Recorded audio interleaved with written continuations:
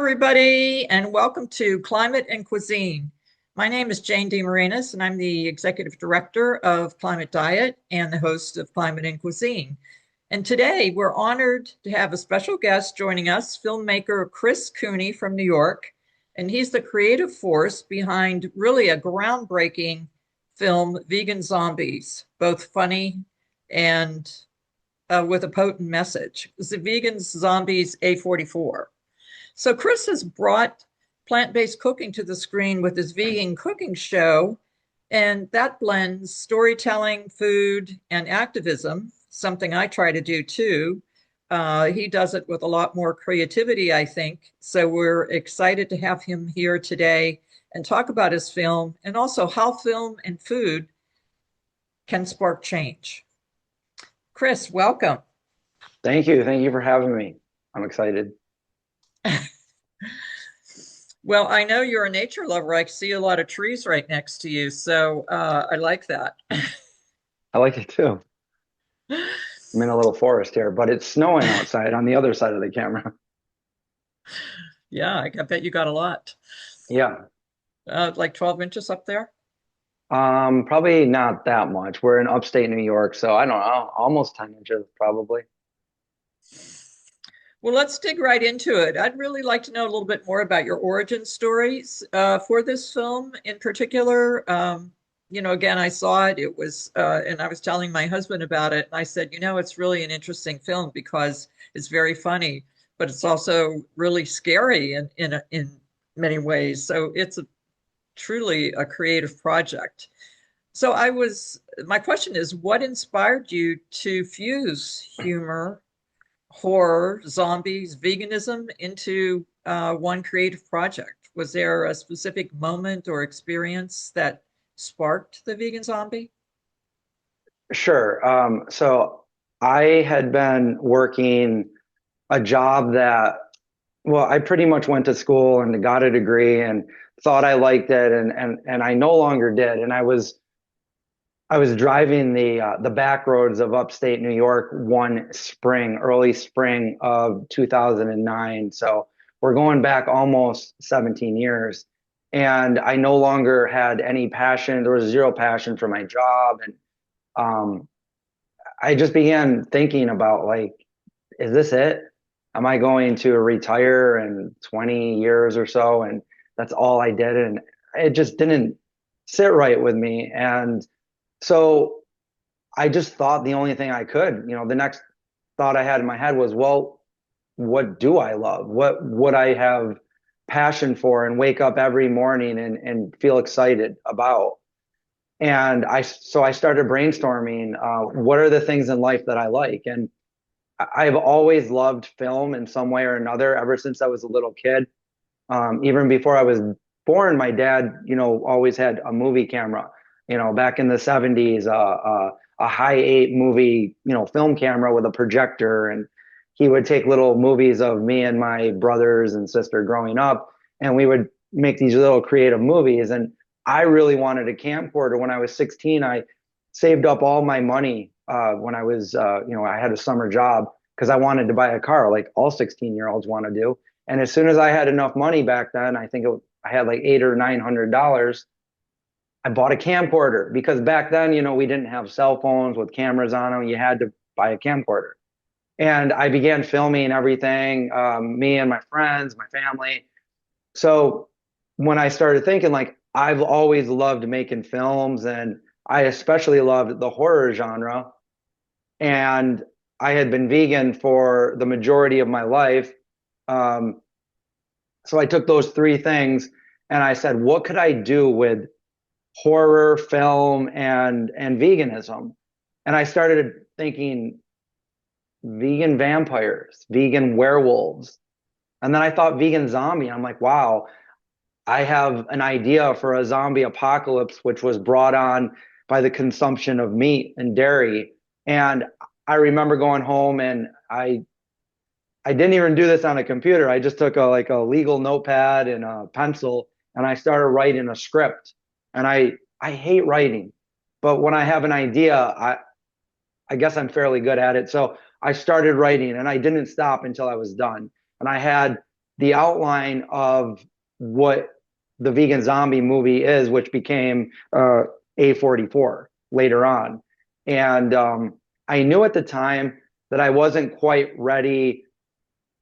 I had a little bit of experience doing, like, just basic editing and stuff like that. I had a little knack for it, but remember back then we didn't have the internet as it is now, and YouTube That's right. was very primitive and new. And so I decided that, look, at the time, there was nothing on YouTube other than funny videos and cat videos. There was nothing vegan on YouTube. And I had never seen a cooking show on YouTube. And the cooking shows I did see were on the evening news after the segment of the news, and somebody would cook up a dish. And I remember saying how boring they were with like a static shot and then one of the food. And I'm like, what if I started making little skits on YouTube just to try to like get practice with movie making, to try to do it like the professionals, and started learning, because the best way to do it is just start trying it Yeah, out. for sure. So I started filming. I got with my a friend of mine who is a culinary vegan chef, and I said, "Hey John, what would you think if I started doing like a zombie skit based on the movie I made?" And we started sharing some of our vegan recipes that we make every Thanksgiving, and we put it on a show. And so basically, it's a character that's kind of set in a zombie apocalypse. We put a little bit of humor into it, and we share vegan recipes while I'm practicing getting better at movie making. And he's like, "That sounds great." So that was kind of like the secondary, like, I'll just share recipes. I didn't Can think I anybody. jump in here? So where did Sure, that yeah. show, yeah, where did that show air? Did you go to YouTube, local YouTube? Okay. just YouTube. So we started on YouTube. I didn't think anybody would watch it, whatever. And we started cooking vegan meals, and we pretended that we were in a zombie apocalypse. Like, oh my God, we're in the kitchen. The zombies are at the door. We got to hurry. We're going to make some stuffed shells, and then we got to get out of here before the zombies break in. And we would do that every week. And we started building an audience, and they really liked it, because at the time there was nothing like that on YouTube. So if you Google the vegan recipe on YouTube, our videos would come up on the first page every time. And we started Wow. getting a lot of views, like a lot of views. And we started getting really popular on YouTube. And then after about a year or two of that, people started asking us, they wanted a cookbook. They wanted us to make a cookbook. They're like, "We love your videos, but we hate pulling up our computers while we're trying to cook. So why don't you just put Right. everything into a cookbook?" And we're like, "We've never made a cookbook. We don't know how to do that." So we talked to one of our friends who is a cookbook author over in Germany, a vegan cookbook author, and he talked to us about it. And he said something about Kickstarter, which is a crowdfunded. Most people know what Kickstarter is. Right. And he I know said, it. "This is the formula. I'll manage your Kickstarter. You're going to need way more money than I ever thought would take to make a cookbook." It was like something like 17 or 18,000. He said we were going to need to do this, to go on to do a tour of Germany and promote our cookbook, to make this cookbook we wanted. And I'm like, there's no way we're going to get this much money for this cookbook, but we'll try it out. If we get it, we'll make a cookbook. I really didn't have any faith that we were going to get that much money, but in 3 days, we raised that money. And by the end of the 30 days, we had 3 times what we were originally looking for. So we made an even better cookbook that we planned on making. The cookbook's called Cook and Survive. It was printed over in Germany. And we did a tour of Germany where we went to all the different major cities, and we did a food demo.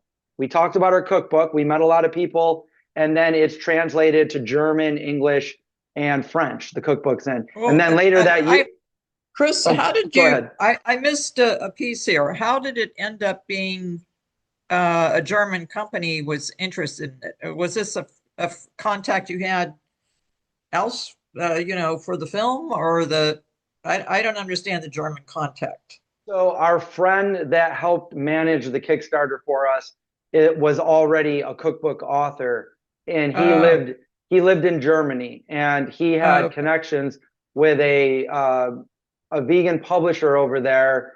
And so he put me in touch with them, and they printed our cookbook for that. So we fulfilled the Kickstarter. I remember that Christmas, we had like 800 cookbooks that we had to sign and send out to the Kickstarter people.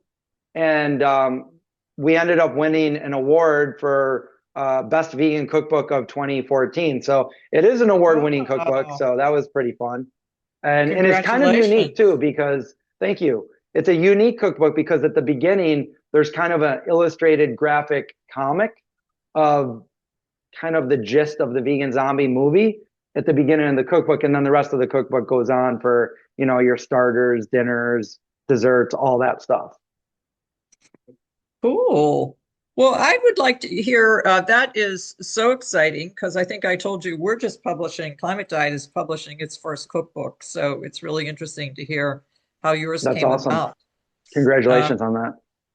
Well, hopefully it'll do well. I think we have some really good recipes. I have recipes from my mother that I changed to be vegan, but they, bring me, I don't know, a lot of warmth to think about, when I make them that I think of my mom who passed away 10 years ago. So anyway, I'd like to hear a lot more about the film actually and some of the ways, you thought about it. So let me jump back into that if we could.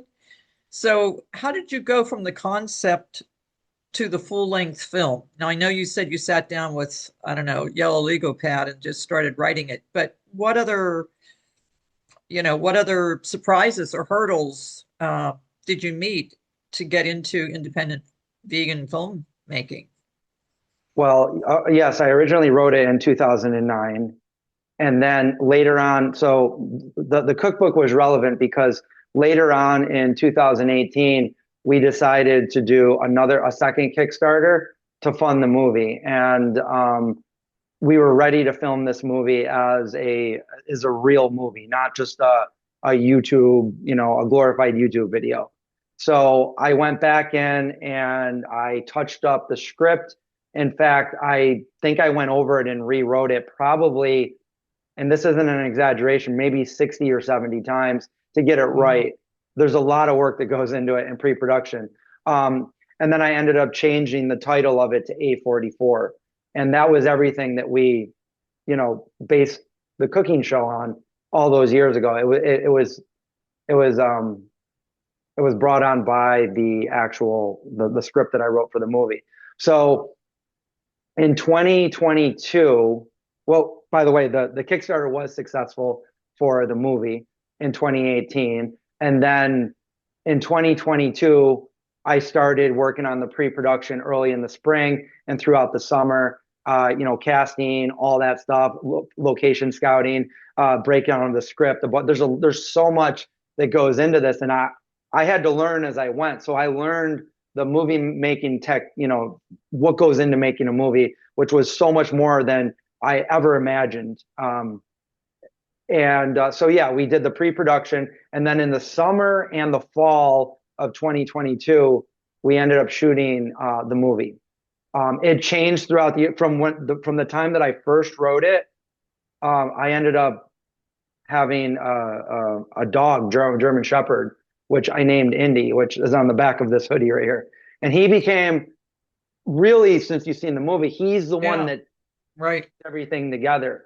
Without him in the movie, it doesn't do it any justice. He is like the pivotal point in the movie that brings, the message of compassion and the vegan message. It drives it home because most people can relate to at some point in their life, having a beloved dog or a cat or whatever else that they loved at one point and perhaps even lost. So by doing that, I wanted to connect with the average person. And you did say this to me, I think, before we started, but like this was my way of. So I'm a long time vegan. I've been vegan for over 30 years, and I've seen the vegan movement grow and grow. And I've made predictions, which I've been right about so far the whole way. And what I wanted to do, because until I made this movie, I really had no way that I felt like I was really doing much of anything promoting veganism other than just living my own life as a vegan until I thought up the idea for the vegan zombie, and then made a YouTube channel and then a cookbook and got my message out to people on a bigger platform. So the way I go about it is I wanted to make a fun, exciting, and entertaining content that people can engage in immediately and fall in love with, and then start asking the other questions later on once I have them hooked. And then so far over the years, that's what I've heard so many people say, that, you know, they were interested in the videos and then they started looking into what I was saying and looking into veganism. And shortly after that, they ended up going vegan. So that was always my goal. And by making this movie, this is kind of the first of its kind, you know, being a vegan movie that's a feature length horror movie that's not a documentary, it's a narrative. And it's got, you know, I did this unashamed to actually put the vegan message out there. I didn't want to do it in a in your face way. So I was very cognizant of that. Like, I didn't want to drive the average, you know, horror fan away from it by going, you know, too much with the vegan message. I wanted to do it just right, but I wanted it to be in there without, like, some movies that will make fun of veganism. There's some movies that will kind of, you know, have a vegan message, but are too afraid to say the word vegan or, you know, say what they're doing. I didn't do that. I kind of adapted a little bit of the main character from my own experience in life. Obviously, I didn't have experience with zombies, but I kind of used a little bit of reality glad to hear with that. Yeah, with fiction and what, you know, my love for the horror genre, and just kind of putting the movie out there first and foremost for your average horror fan to just enjoy a decent horror movie. And then if I could change anybody's mind, if maybe they're thinking more compassionately with their decisions after watching this movie, then that's a huge win. But first and foremost, I wanted the movie to be enjoyable. There is a vegan message there, and, you know, you'll have to watch it to check it out there. I've had mixed messages from it. Most everybody that I've talked to that have seen this have loved it. Obviously, we got a few bad reviews out there, but the people that saw it, they genuinely seem to really love the movie. So it's really a fantastic piece of work. Thank you. You know, this is a question about the evolution of the audience that you're reaching, and you've touched on this, but so you've been doing this for years. You said you've been vegan for 30 years, and then you had the short clips on cooking on YouTube, and and, you know, moving into a cookbook, and then this full-length movie. How has the vegan community and public interest changed since you started? When you talk about 30 years, you weren't maybe at the beginning, you were probably still in high school. But so how has the vegan public community changed in that time? So yeah, I went vegan early on. I actually went vegan shortly after I graduated from high school, so it shows how old I am. But I went vegetarian as a 14-year-old teenager with no support from my parents whatsoever. So I basically had to just, and like, once I did something, I did it. So I went vegan, and then at 18, I decided because you got to think, back then there was no internet. Google didn't even exist for another 4 years after I went vegan. So I wasn't getting the information that's available nowadays. And I had always loved animals ever since I was a little kid. I always questioned, you know, the meat and everything. I did not know at the time that dairy was also causing animals to suffer. But once I realized that, I went vegan immediately. And back then, I remember hearing it, people would say, like, vegetarian's one thing, but if you go vegan, you're going to really get sick. It's going to mess up your nervous system, your cognitive ability. Like, I really believe this. And you know what? I didn't care anymore. I took a leap of faith, and I'm like, I don't care. I don't consider animals to be food, no more than I can, you know, like my phone. I can't eat my phone. So that's what I did in my brain. I don't consider animals to be food. So what was the next, thought process. It was, okay, well, then what can I eat? There's nuts and grains and fruits and vegetables and seeds. I can arrange these in literally endless possibilities to make different meals. I just got to go out there and learn what I can buy, what's vegan.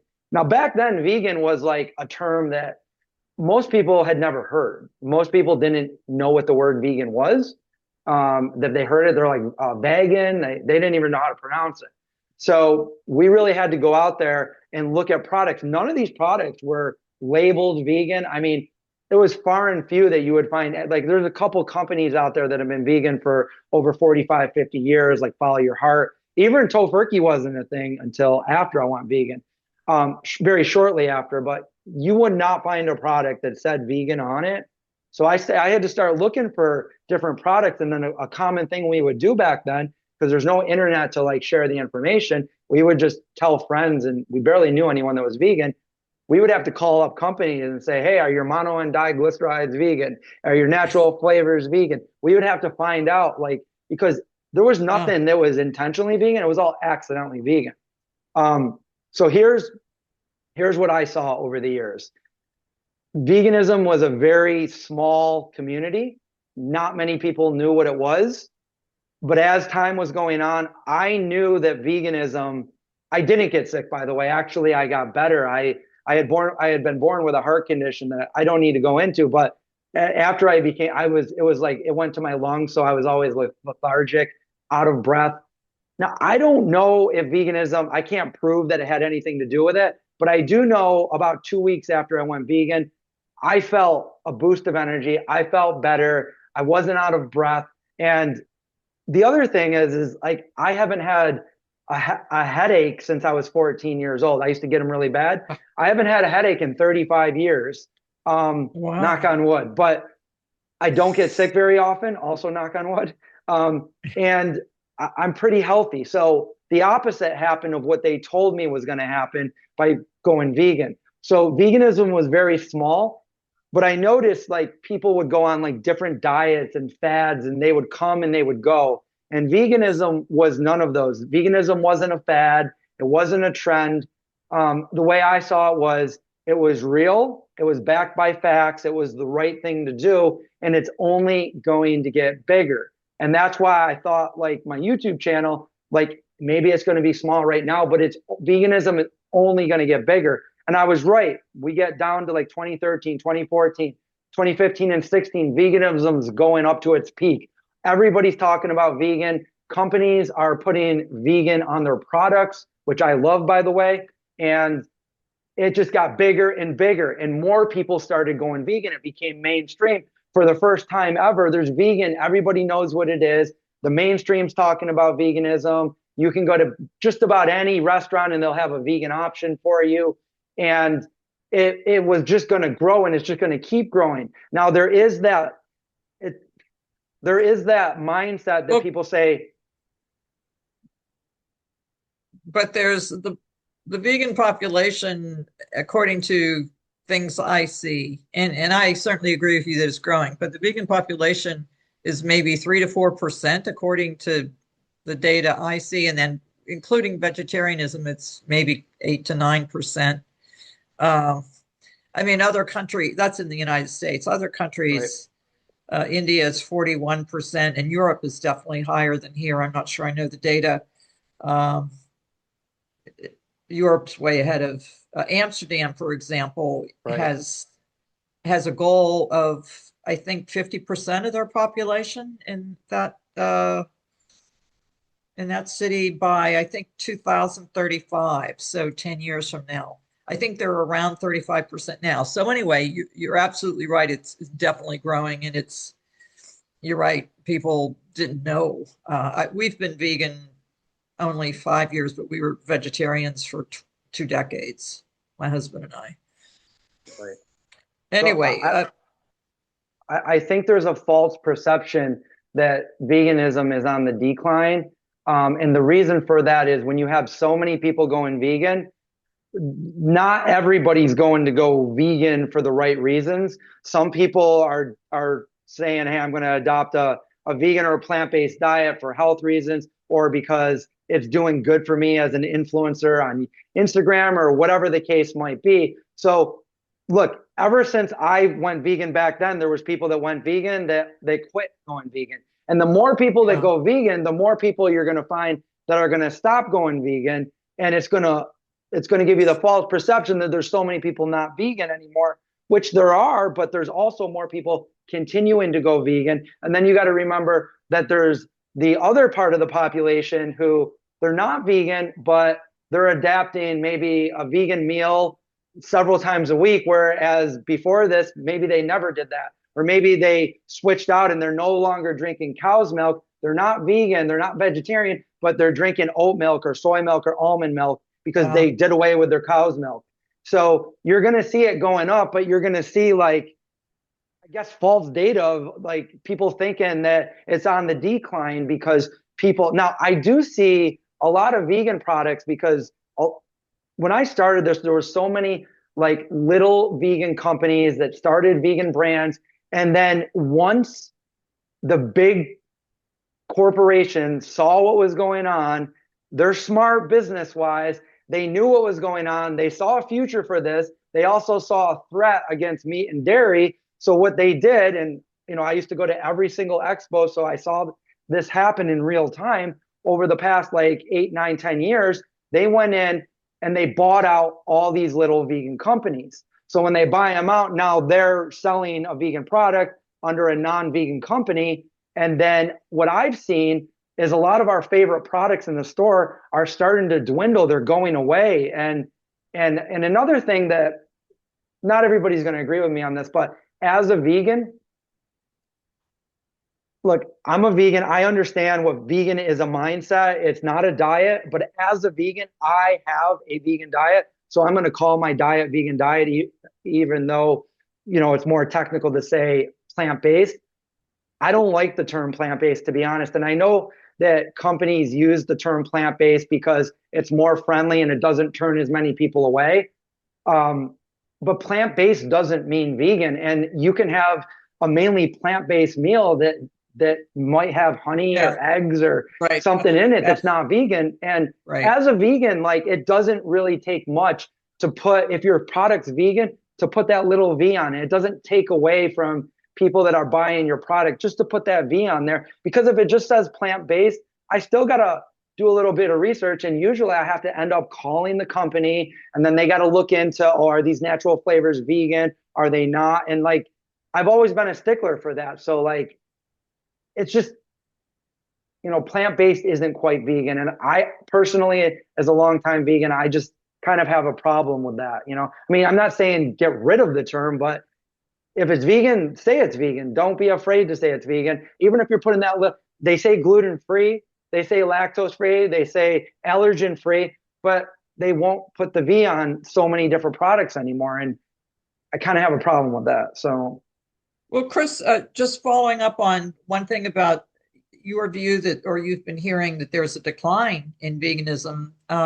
Surveys that I've seen that are fairly recent, I would say in the last 4 to 5 years, one of them I believe is out of Rutgers University. Another one may have been Rockefeller Foundation. They've okay. done some work in this area and funded some work in this area. They say the opposite, that it's growing. And when some of this isn't finite because people will answer a survey and say, yeah, I'm thinking about going more plant-based or eating more vegetarian food, and then maybe they don't do it. And, a survey like that, who knows? But there's no reason not to tell the truth either. If they're Right. not really thinking of it, there's no reason an anonymous survey would be biased, but they're Right. Well, showing just 30 to 50% of people aged, I think it may be 18 to 30, say they intend to try more plant-based eating. So there's more of an upward trend in the younger generation. I have 3 daughters, and we became vegan actually because our daughter gave us the book, The China Study. And right. after reading it, we immediately we became vegetarian first. But she was already a vegan.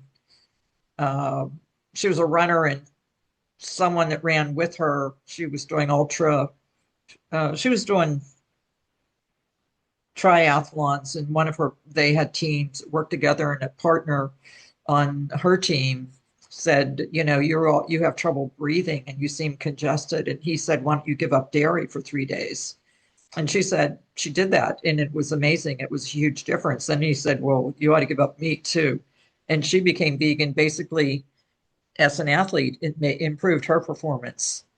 So anyway, it's just interesting. I do Right. think, and I have a second daughter that's vegan. So definitely I see it just in my own family, but those surveys, I think, show your generation and the younger generation is definitely more interested in it. Right. Yeah. We don't promote climate diet, doesn't promote veganism. We just promote reduced meat consumption. People that are older are more set in their habits, and it's like, well, just give it a try, give it up 1 day a week. So we have a pledge, and we say, just I'm going to give up eating meat 1 day a week. And we don't say Something is for better than nothing. Yeah. right. And I think if they try it, they see, I mean, if you try the vegan food, it's delicious. I mean, I Right. think the food we have is way better than a piece of meat, um, Yeah. and it's certainly better for the climate. And that's the part we focus on more than the health. But like you said, also you saw a huge difference in your own health. Right. And there in New York, the mayor of New York, who lost his vision and was blind, and he went vegan, got his vision back. Eric Adams. And so I'm sure the 6 New York hospitals Yep. use plant-based eating. I use that As it term as it should. Yeah. to cure mostly, I think, high blood pressure or heart diseases, but there's certain cancers also that a vegan diet helps to cure. So anyway, I feel really hopeful, and I think hearing you talk gives me more hope because people your age and your creativity is helping to expand that awareness really a great deal. So I'd like to dig into this a little bit more if you have time. One thing is about your own identity. Now, you're a filmmaker, you're really an activist as well, and you're an educator and a storyteller. Which of those do you see first, or maybe you don't see yourself that way? Do you see one Um, as more important than the others? I guess is really what I'm asking. okay. Yeah, just to clarify, like, yeah, I do believe that the veganism is going up, but I think that there's like a false perception with what I was saying that it was going down because of people not being vegan. But overall, it's just going to keep growing because some of the reasons why I believe that is because it's the facts are on our side, meaning people try to debunk it, say we can't get the certain supplements, nutrients, we're gonna wither away. As a 30 plus year vegan, like I can tell you I'm not withered away. I'm probably in the best shape of my life. And also it's just the right thing to do. As far as what do I consider myself? That's being a vegan for so long, like I don't really think about it. I get up each day. I mean, I know that I'm vegan, but like I've never had to like think like, oh, am I going to be able to be vegan today or not? Like I just think like, what am I going to eat? Obviously, it's going to be vegan, and we all have to eat, so that's like a big part of it. Like, what do we choose to put in our mouth and consume? So I don't really think too much of it. There's more to me than just being a vegan. I am a vegan, but like there's so many other things I love. I love entertaining. I love making movies. I love being with friends and family. Just there's so much I love that I can identify with. Vegan is just, I guess, a second thought. Like it's just second nature, I guess. Like I don't really think too much of it. I just know I'm vegan, and I try to live my life to hopefully inspire others. And I do what I can through my channel, through my movie, things that I put out in the world. Um, and sometimes I think about it, and it's like, so many people have told me that in some way, shape, or form, like some of the work that I did, or me and John did. John was the face of the vegan zombie way in the early days. That some way, shape, or form, we helped them to go vegan or whatever that they did, and that means a lot right there. Like, and it's kind of crazy that none of this would have happened if I didn't have that crazy, silly idea back in 2009. I mean, we've met so many influential people. We've traveled all over promoting veganism and, just trying to leave our mark in the world, to be more compassionate, to, think twice about, the animals before. And you're right. Here's another. So vegan for so long and even a vegetarian longer than that. Like I've gone through like every holiday with my family where, like I'm eating my vegan stuff. And shortly after, by the way, my brothers and sister, they're all vegan now too. And they have families that are vegan. That's And great.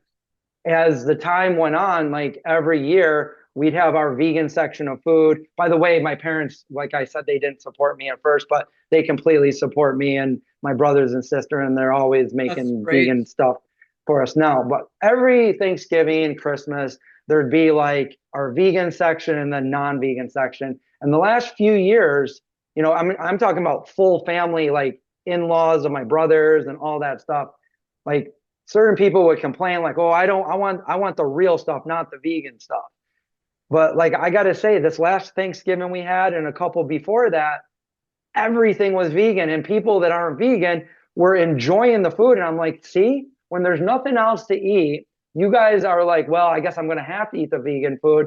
And you're not only eating it, but you're loving it. You're like, I had somebody the other day say like how good the tofurkey ham was, and this is not a vegan, and they were just like, this is delicious. And like we had a feast of all vegan food, and it just felt good that after all these years, 3 decades, finally the whole family is eating. There wasn't one thing there that wasn't vegan, and that made me happy. So That's so that's awesome. And we have a little bit of a similar thing. My daughter that came for Thanksgiving, I said, I'll order a turkey for you and Chris because they're not vegan. She goes, no, no, no, make that mushroom Wellington that you made for us once before. And she asked for the vegan food. So I was very surprised by that.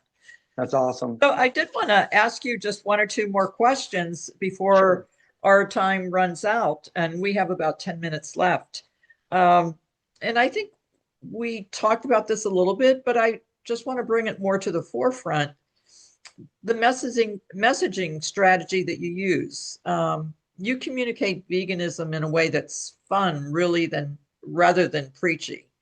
So is that intentional, or what have you learned about audience psychology and persuasion, maybe that you had in your head when you took the approach that you did, particularly, with the film?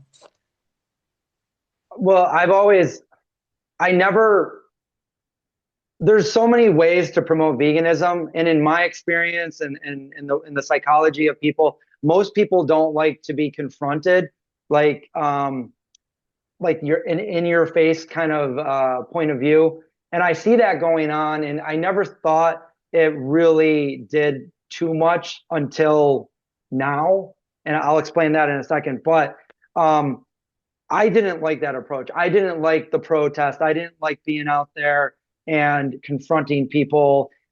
When you're confronted, the first thing people feel is defensive.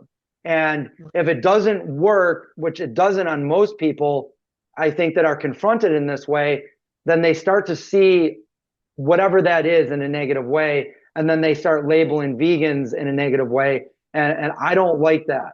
So I've always wanted to do, like, again, a fun, entertaining, inspirational kind of thing where, I mean, I'll give you a perfect example. I had somebody a long time ago, and this has happened quite a few times, where they would come to the channel and they're like, I hate veganism and I like to eat steak. I'm like, well, like we have some really great vegan steaks. We got seitan steaks, we got tofu steaks. Like I could help you make something. And the guy literally was like, darn, I wanted to hate you, but you were so nice that I think I'm going to subscribe to your channel and I'm going to try going vegan. And I was like, see, Yeah. Something like that. Now, what I meant by because I don't want a lot of people to come out all hateful because of what I said about the activism there.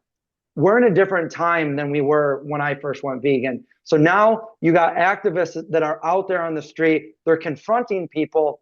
And I still think the people that they're actually confronting, most of them are probably not going to go vegan. They're going to be defensive and they're going to think negatively of them. However, we're in a time where we have the internet, we have cameras, and they're videotaping the arguments. And the people that are sitting at home in the comfort, they don't feel like they're being attacked. They're watching it go down, and then they can like critically think and watch logically Right. the whole argument go down, and they can see how ridiculous that the meat eater side is compared to the vegan side. And they're like, you know what? You're right. I'm looking at these arguments. I'm listening to all the things that maybe I had questions about. I'm listening to the vegan articulate all the things that I had questions about. I don't feel defensive because I'm not being attacked. I'm on the other side of the screen. And now you're getting activists that are out there doing things like that, getting hundreds of thousands, if you have millions of views. And that way you're getting people to actually think I about veganism and go totally agree veganism. with you.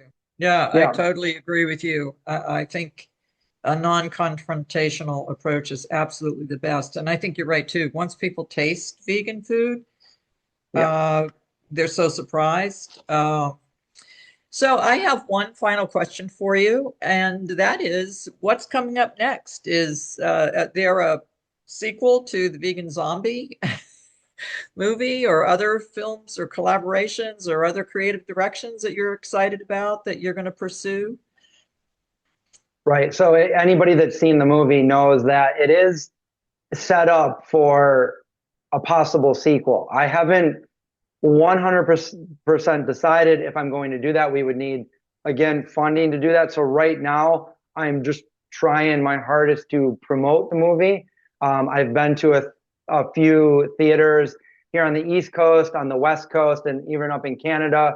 And I don't know when this will be out, but tomorrow, which is December 5th, it'll be shown in Melbourne, Australia at a film festival. So Oh, right now is congratulations. just thank you. Yeah, is just promoting the movie and working on the YouTube channel, putting content out there, and thinking about my next move. I do want to make another movie. I don't know if I want to make a sequel or if I should just leave it how it is and make another movie. I would love to be the director that makes different horror movies with the vegan themes to them. That would be interesting. But I think we need to have like a certain success to the first one before we're able to get you know possible funding for a second one or people to be on board to want to see a second movie. So Well, that's good news. I think we would all love to see another film by you. What you did was phenomenal, so thank you. enjoyable, so funny, but still scary, and getting that message out there in in a non-confrontational way, and make people, getting people to think. Um, we have our cookbook. We have some of the vegan celebrities, and I'm not sure if you've checked into trying to approach them in any way, but I'm glad to share that with you, those names with you. Not that I have contact Sure. with them, but I think we Oh, were able. and I should probably say, since I haven't said it at all, but if anybody's interested in watching A44, my vegan horror movie, which by the way is dedicated to my beloved German Shepherd Indy, you can watch it on Tubi, on YouTube, and Google Play. It's available for streaming on all of them. I recommend either going to Google Play or YouTube and either renting it or buying it and watching it in its full form without commercials. That's the best way to watch a movie. But if you can't do that, Tubi is free with ads, and there is a YouTube version that's free also with ads. So there's ways for anybody to watch it. Yes. We will try to put that link to how to find your film at the end. A44movie.com. We'll have all the Okay. links. Yes. Okay, great. Well, Chris, this has been a true pleasure having you, and creating more awareness for the wonderful film that you did. And it was great to meet you at the Climate Healers Conference in Toronto. So I Me wish you too. the best of luck, and I hope we'll be in touch and interviewing you again for the sequel or some new program. Yeah, Um, absolutely. That would be fun. all right. Well, thank you. And thank you all for being with us today for another podcast, Climate and Cuisine. I'm Jane DeMarines, signing off.